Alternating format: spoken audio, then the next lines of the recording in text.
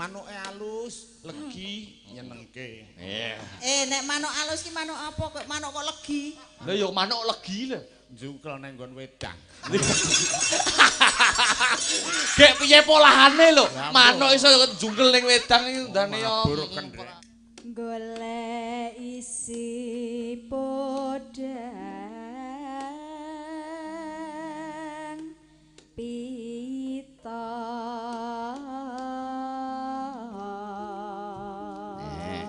Goleki podang sing rupane kuning ning ora entuke coklat. Monggo. Apa enek podang warnane coklat? Enten nggih kula ngingu kok. Oh, nggih coklat klat-kat ngoten. Ya kadang-kadang ya ana coklate, kadang-kadang ya Ora to ngono. Nggih, ndase coklat apa rada abang ngono? rada abang. Wah. Boten Aku orang gomo payung sikile diseret lamaane mlengkung Surabaya geger ngusine Madiun Jakarta jadi rukun tetap merdeka.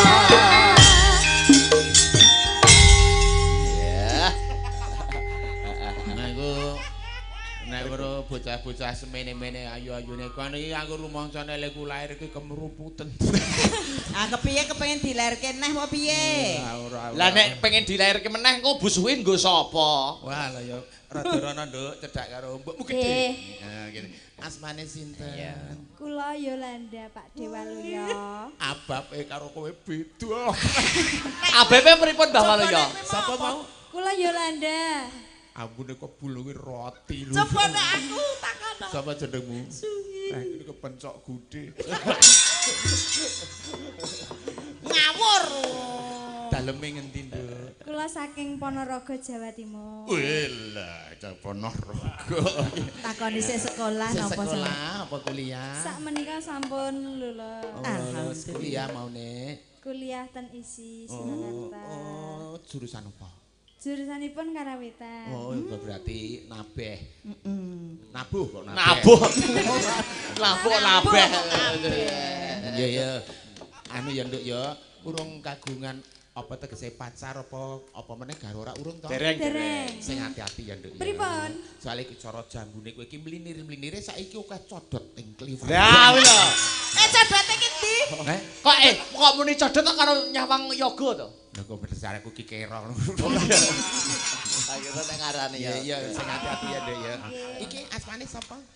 Kula. Lah iya apa mbahmu? Wilujeng dalu Pak Waluya. Iya Nduk. Nami kula Lucy. Dilusi.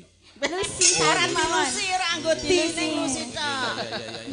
Sampun kuliah napa sekolah napa? Sami niki. Oh padha. Nggih. Jan iki lho padha. Lah iya. Padha kuliah, padha. Ora ana kuwi duwe anak ki dikuliahke ra kok sampean kuwi. Lah ngono niku to busuin nggih riyen nggih kuliah niki. Oh boro-boro. Kula niku SD pun dirabani kalih Mbah Waluya niki yo. Masyaallah. Kula niku sing lulusan UGM. Universitas Gajah Mada Urip gumantung maratuwa. Nggih, ya. daleme pundi Dek Lucy? Daleme. Kula Wonogiri. Oh, kene wetan kene. Nggih namung mriku. Iya, karo nggone Pak Arjo.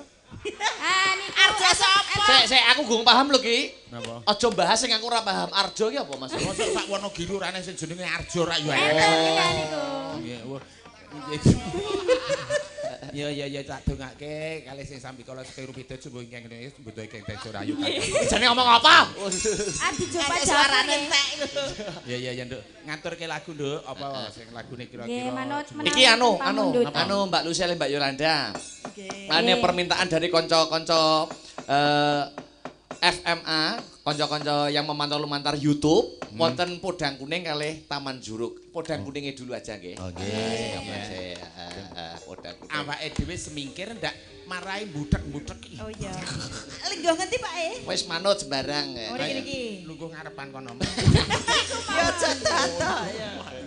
Napa jenengan kalih niki Pak? Niki. Kowe iki sedulurku iku sedulurku. Nggih. Sedulurku. Aku mbiyen ya kok ngono kuwi nek didusi banyu uyah karo iki lho. Ah iki Ketok santri. sampeyan nek karo sak asrama karo iki genah wangun. Iya kae iki wong ngeyel diomongi kok padha-padha ning RSJ to. Aku karo kae lah kono ki nembang rekane mono kak aku ya dikunci dibuka ngono aku ya wis mari empun Pak aku ditokke lah kok kae rekane nembang. Heeh. Aku masih seperti yang dulu. Oh berarti urung mari. Anu dibawani dulu. Smorondana, ya Mbak. Ya, yuk siapa dulu? Monggo. Nadyan wujud temong paksi. Ini suarane apik. Apik. Ning Pripun? ya, muni pas wujudmu kok mau ngerti aku. Tersinggung ta. Nadyan wujude ngono iki ngerti aku to pas wujude ngono. Mbok diartekke ayo. Monggo peksi iki manuk. Oh iya. Ya tak artekne. Artekne no Mas ben penonton saiki paham. Iki mau nadyan wujude mung peksi. Artinya Arep rupane ming manuk. Ayo.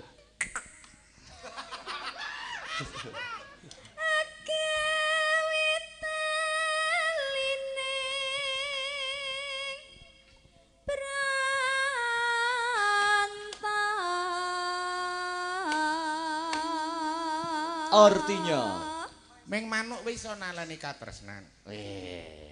Aku kok anu salin sapa Mbak Lucy salin rock. Ayo. salin rock jadi halus manis nang sam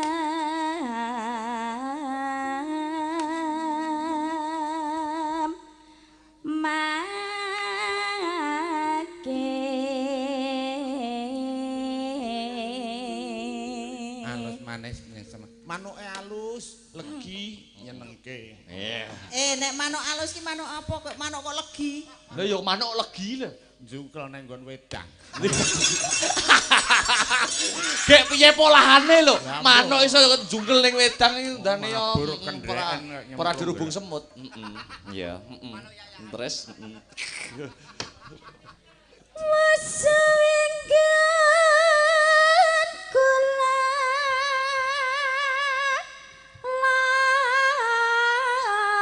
lana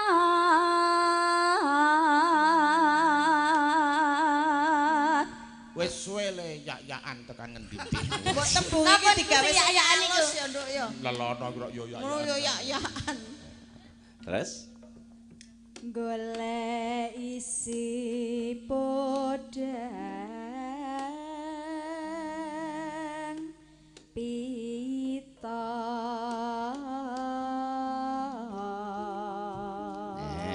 Goleki podang sing rupane kuning ning ora entuke coklat. Monggo. apa enek podang warnane coklat Enten yang kula ngingu kok. oh nggih coklat klat-kat ngoten Ya kadang-kadang ya ana coklate, kadang-kadang ya Ora dong kok. nggih ndase coklat apa rada abang ngono rada abang. wah iya Boten ki. Wong aku sing makani wae ora ngono kok. Ngapa? Rupane iki ora coklat, ora abang. Ya kowe ora nggawa kacamata nek kowe kacamataku ki cetha. Alah kacamata kono pamerke. Wah, niki kacamata pembesar lho. oh ngaten nggih Nek mresani anu sindan-sindane kowe lho. saya jelas Lah aku iki tak nggo sepisanan aku turu karo bojoku kelakepan kowe arep duntal boyo. dan sia-sia kok mas aku ya ibu bunga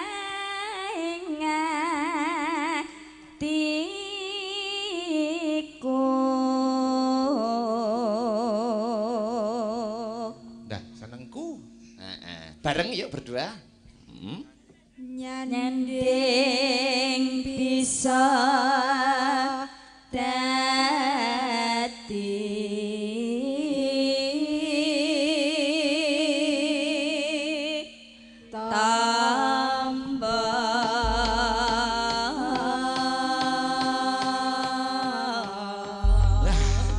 Ming cedak manuk wis iso dadi obat. tombo Manuk iso dadi obat to ya. Nggih, saged mawon. Yuk dadekke yuk. Heeh, podang kuning. Dados buka celuk mawon. Ya. esuk awan ning omah wis ora krasan keluyuran lan goleki sing sayang mopeng-mopeng mitir anggonku goleki ora krasa esuk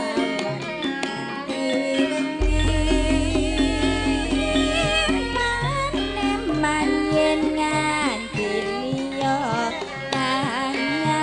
ngawang gleyang-gleyang tak sawang mencok ning ngepan kita jangan tarik saka kadolan sarwi ngoceh dheweke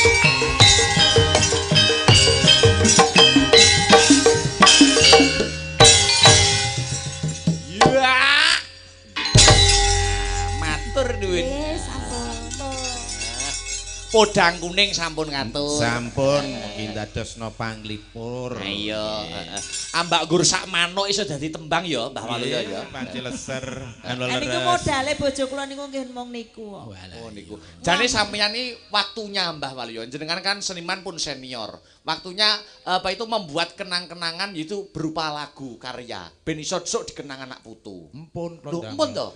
Lagune napa? Telo mambu angin. Apa kuwi kok telo mambu angin iki?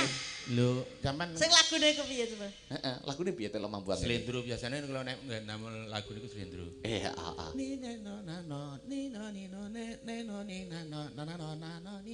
Sampeyan wis ra tresno aku Mas. Ini wedoke. Heeh. Sing kandha sapa? Aku iso ngrasake Mas. Mbok aja gawe-gawe. Niki wong pacaran sing suwe ra dijapi-japi ngono lho cerita. Oh. Aku wis manut sliramu Mas. Pancen kudu ngono. Ayo matur Bapak Ibu. Aduh Dik, durung wektune.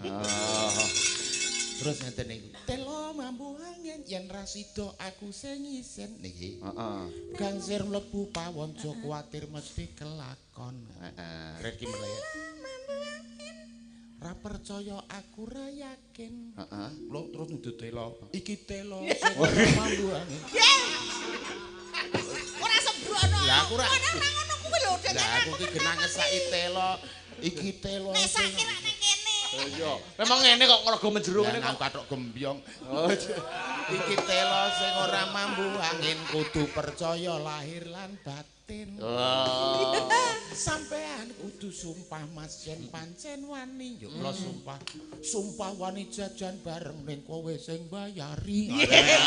Antek-antekane yo kur kere. Luar biasa telo mambu angin. Telo mambu angin. Niku pun tekan Oh tekan ndi punan Pun nggih? dugi pundi-pundi. Tekan nanti to Lek. tekan tanggane Pak Dewi niku. Kok gur cedak men iki lho. Jak. Dilanjut ya Mbah Waluyo.